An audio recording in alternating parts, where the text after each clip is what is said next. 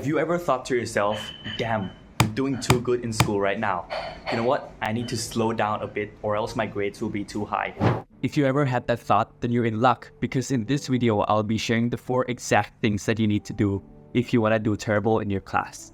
So without further ado, let's get straight into the first thing that you should be doing. So whenever you have an exam coming up, make sure you study only the day before the exam.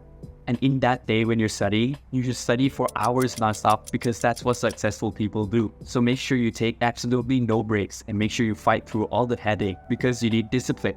And discipline means that you have to be studying for hours and hours nonstop.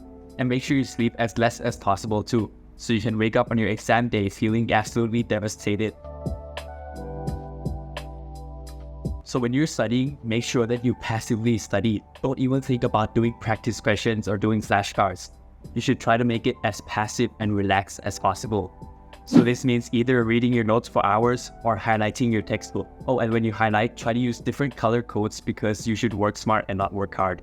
Don't try to retrieve the information. Just highlight what's already in front of you.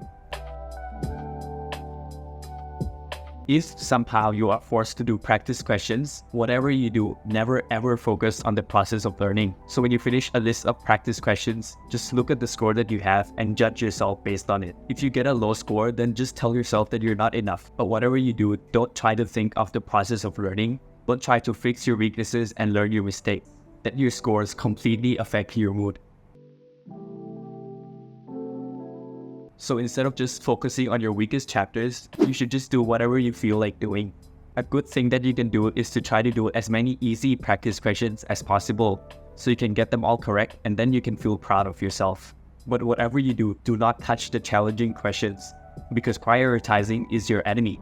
So to sum the whole thing up, if you want to do terrible in your class, the first thing that you should be doing is to cram everything the day before your exams and make sure that you study for hours nonstop. The second thing that you must be doing is to passively study.